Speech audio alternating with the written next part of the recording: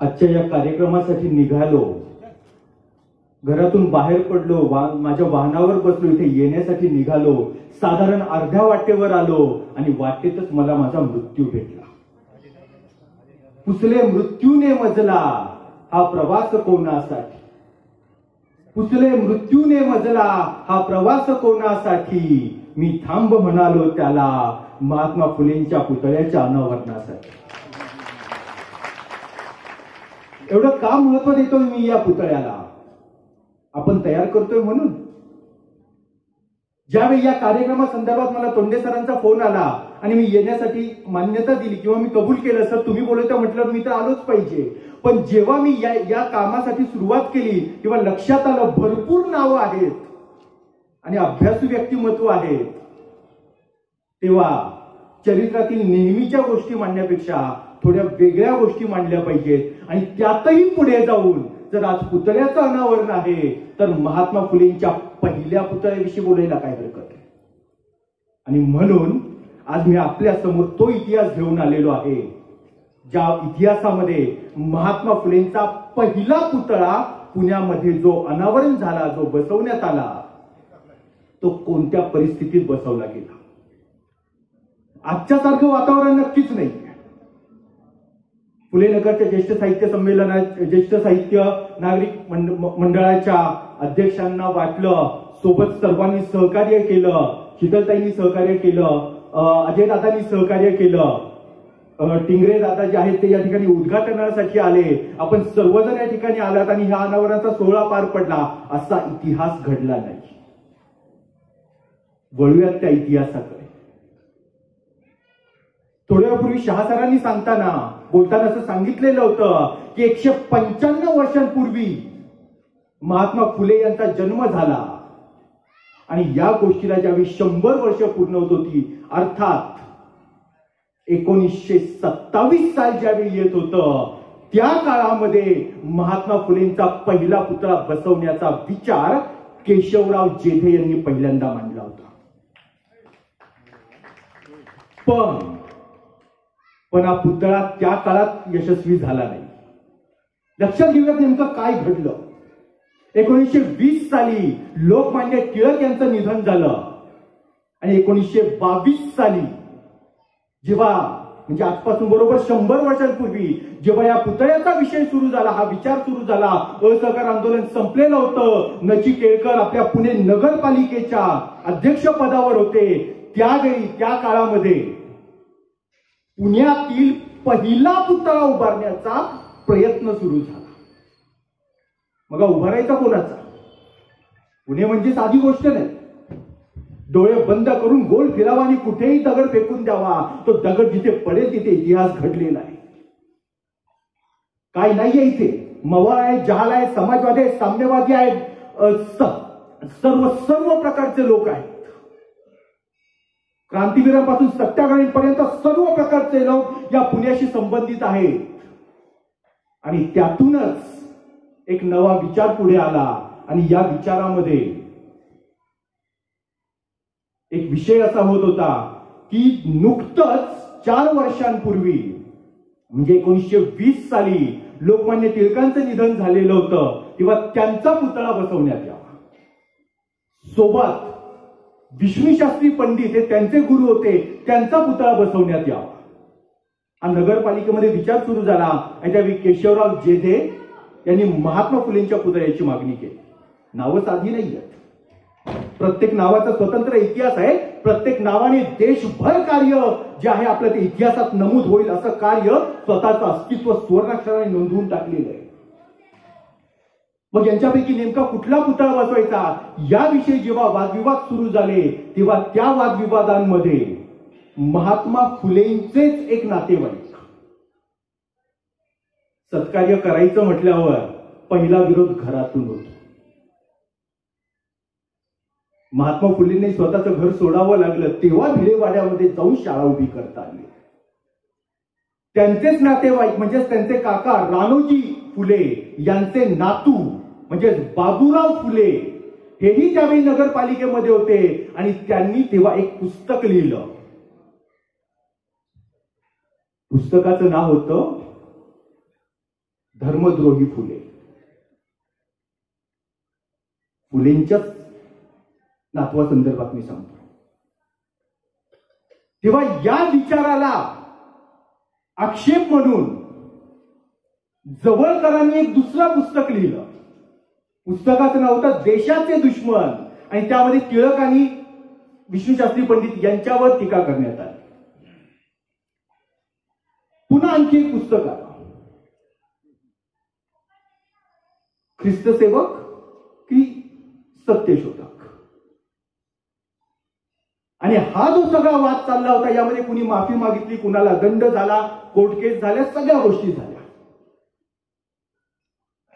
पण जी लॉर्ड रे मंडई आहे, 1882 ते 1886 या काळामध्ये भारतातली सर्वात मोठी मंडई उभी करण्यात आली होती. या मंडईमध्ये 1924 साली 22 जुलै या दिवशी लोकमान्य टिळकांचा एक पूर्णाकृती पुतळा, आणि त्याच सोबत हा पुतळा पंडित मोतीलाल नेहरू यांच्या हस्ते, आणि त्याचसोबत विष्णूशास्त्री पंडित यांचा पुतळा, एक अर्धाकृती पुतळा, हा महात्मा गांधी यांच्या हस्ते सप्टेंबर 1924 साली उभारण्यात आला. पण महात्मा फुलेंचा पुतळा अजून मागे पडलेला होता. पुन्हा त्याविषयी मागणी सुरू झाली, पुन्हा त्याविषयी चर्चा सुरू झाली. भारताला स्वातंत्र्य मिळालं, स्वातंत्र्याच्या पुढे ही मागणी चाललेली होती, आणि शेवटी आचार्यात्रेंना असं वाटलं की आपण याचा निकाल लावला पाहिजे. आणि निकाल लावायचा म्हणजे कसा लावायचा? एखादा पुतळा हटवायचा म्हटलं, बाजूला कायचं म्हटलं, काहीतरी समस्या उभ्या राहू शकतात. कारण पुतळा म्हणजे साधी गोष्ट नाही. मंदिरातला देव आणि पुतळा हे दोन्ही समान मूल्याचे असतात. दोघांसमोर सर्वजण नतमस्तक होतात. त्यामुळे पुतळ्याला हात लावणं इतकी साधी गोष्ट नव्हती. त्यामुळे आचार्य अत्रे यांनी एक नवी शक्कल लढवली, आणि त्यांनी हे ठरवलं की लॉर्ड रे मंडई या मंडईचं नावच बदलायचं, आणि मग महात्मा फुले मंडई असं या मंडईचं नाव ठेवण्यात आलं. आणि आपण हा वाद मिटवला. या आनंदातच आचार्य अत्रेंचं निधन झालं. त्यांनी एकाच बाणात त्यांनी 3 पक्षी मारले. एक म्हणजे इंग्रजांचं नाव हटवलं. दुसरी गोष्ट, महात्मा फुलेंचे जे समर्थक होते त्यांनाही आनंद झाला. आणि तिसरी गोष्ट म्हणजे टिळक आणि विष्णूशास्त्रींचे समर्थक होते त्यांनाही आनंद झाला. पण पुन्हा पुढचा मुद्दा आला. मंडई महात्मा फुलेंच्या नावाने, तर पुतळे टिळकांचे आणि विष्णूशास्त्रींचे का? आणि यावर शेवटचं जे काम केलं ते केलं यशवंतराव चव्हाण यांनी. भारताचे अर्थमंत्री असताना त्यांनी या ठिकाणी 2 गोष्टी केल्या. त्यातली एक गोष्ट म्हणजेच महात्मा फुले मंडई समोर असणाऱ्या 2 पुतळ्यांपैकी एक पुतळा म्हणजे विष्णूशास्त्रींचा पुतळा हा तिथून उचलला, आणि तो पुतळा टिळक रोडला असणाऱ्या न्यू इंग्लिश स्कूल, ज्या शाळेमध्ये मी 13 वर्षांपासून शिक्षक आहे, त्या शाळेच्या समोर नेऊन बसवला. आणि पुढे तो पुतळा आमच्या शाळेमध्येही आला. दुसऱ्या बाजूने 1969 साली महात्मा फुले यांचा पूर्णाकृती पुतळा त्यांनी यशवंतराव चव्हाण यांच्या हस्ते पुणे महानगरपालिकेच्या प्रांगणामध्ये उभा करण्यात आला.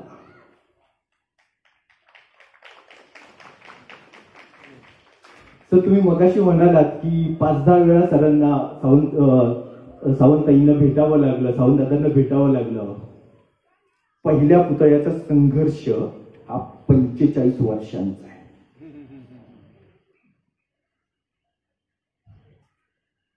खर तर मला दिलेला जो वेळ आहे तो अवघा 10 मिनिटांचा आहे, आणि या 10 मिनिटांमध्ये समारोपाकडे वळताना एका महत्वाच्या मुद्द्याकडे मी फक्त येतो, आणि तो मुद्दा म्हणजे सत्यशोधक समाज हा जो विचार आहे, हा विचार नेमका काय आहे.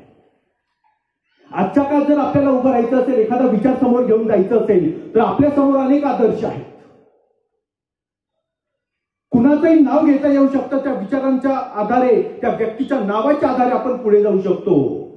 आपण महात्मा फुलेंचा विचार करूयात. 1827 साली जन्म झालेले महात्मा फुले 1847 नंतर 1848च्या 1 जानेवारीला पहिली शाळा भिडेवाड्यामध्ये काढतात. समाजामध्ये एक दोष आहे, तो म्हणजे भिंत तयार करायची, बर्लिनची भिंत, इकडे पूर्व जर्मनी, इकडे पश्चिम जर्मनी. त्यामुळे मी हे मुद्दे सुद्धा अधोरेखित करून सांगत असतो. महात्मा फुले यांनी जी पहिली शाळा काढलेली आहे ती भिडेवाड्यात काढलेली आहे. भिडेवाड्यामध्ये त्यांनी ती शाळा काढली आणि त्यांनी जे आपलं काम सुरू केलेलं आहे तेव्हा त्यांच्या पुढे कुठला आदर्श आहे? आपल्या पुढे आहेत महात्मा फुले, आपल्या पुढे आहे डॉक्टर बाबासाहेब आंबेडकर. त्यांच्या पुढे कोण होतं? डॉक्टर बाबासाहेब आंबेडकरांना आपण भारतरत्न म्हणतो, महात्मा फुलेंना विश्वक्रांती सूर्य म्हणतो. त्यांच्या पुढे आदर्श कोण? छत्रपती शिवाजी महाराज हे एकमेव नाव जे आपल्याला आढळतं. पण छत्रपती शिवाजी महाराज यांनी समाज भावनेचा स्वराज्याच्या निर्मितीसाठी वापर केलेला होता. मग महात्मा फुलेंच्या समोर आदर्श नसतानाही इतक्या खंबीरपणे ठामपणे जे ते उभे राहत आहेत, ते उभं राहण्याची जी वैचारिक धारणा आहे त्यावर फक्त मी बोलतो आणि त्यानंतर थांबतो. 1818 साली इंग्रजांनी पेशवाई संपवली आणि त्यानंतर संपूर्ण हिंदुस्थानभर त्यांचं राज्य निर्माण झालं असं आपण मानतो. यानंतर अवघ्या 9 वर्षात एका ज्योतीचा जन्म झाला. ही जी ज्योत आहे ही ज्योत सत्यशोधक समाजापर्यंत कशी पोहोचते? ज्यावेळी इंग्रज भारतामध्ये आले त्यावेळी त्यांनी ठणकावून सांगितलं की ईश्वराने आम्हाला पाठवलं आहे तुमच्यामध्ये बदल करण्यासाठी. काय आहे तुमच्या इतिहासात? एकतर वजीर राजाला मारतोय, मुलगा वडिलांना कैद करतोय आणि मग राज्य मिळवतो. हा इतिहास नाही. आम्ही आलेलो आहोत, आम्हाला परमेश्वराने पाठवलेलं आहे. आणि याच काळामध्ये मॅक्स मुलर नावाचा जो जर्मनीचा इतिहास तज्ञ होता त्याने असा सिद्धांत, आर्य सिद्धांत मांडला होता आणि त्याने असं सांगितलं, भारतामध्ये असणारे आर्य, इंग्रज आणि इराणमधील झेन नावेस्ता या ग्रंथाचा अभ्यास करून त्यांनी सांगितलं की इराणी लोक हे सर्वजण हे एकाच वंशाचे आहेत. आणि यातूनच समाज सुधारणेची एक नवी दृष्टी आली आणि ब्राह्मण समाज उभा राहिला. सती प्रथेची बंदी करण्यात आली. केशवचंद्र सेन त्यांच्यानंतर पुढे आले आणि केशवचंद्र सेन यांनी मुद्दा मांडला, जर आम्ही तुमच्याच वंशाचे आहोत ना, मग आम्हालाही तुमच्या सोबत सहभागी करून घ्या, आम्हालाही नोकऱ्या द्या.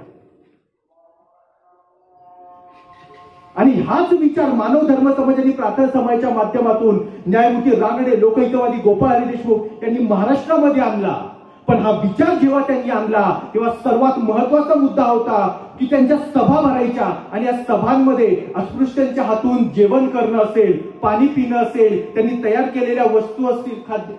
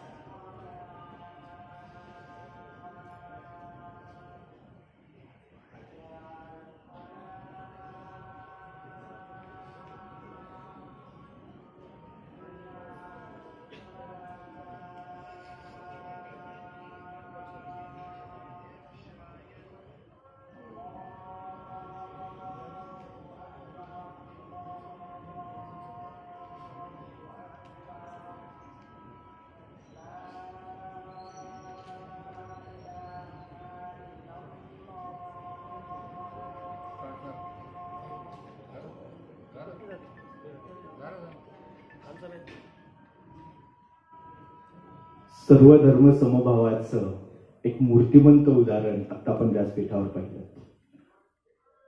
हीच गोष्ट महात्मा फुले सांगत आले, प्रत्येक माणसाला माणसासारखं जगण्याचा अधिकार मिळावा याच्यासाठी त्यांचं कार्य. जी गोष्ट मी सांगत होतो ती गोष्ट ही होती की रोटी व्यवहार सुरू केलेला होता आणि समाजातील जे उच्च शिक्षित होते, जो सवर्ण गट होता, यांनी अस्पृश्यांकडून जेवण करणं असेल किंवा या गोष्टींची सुरुवात केली. पण कार्यक्रम संपला की शेणाने सारवलं जायचं आणि गोमूत्राने शिंपडलं जायचं, शुद्धीकरण. महात्मा फुलेंनी यावर आक्षेप घेतला.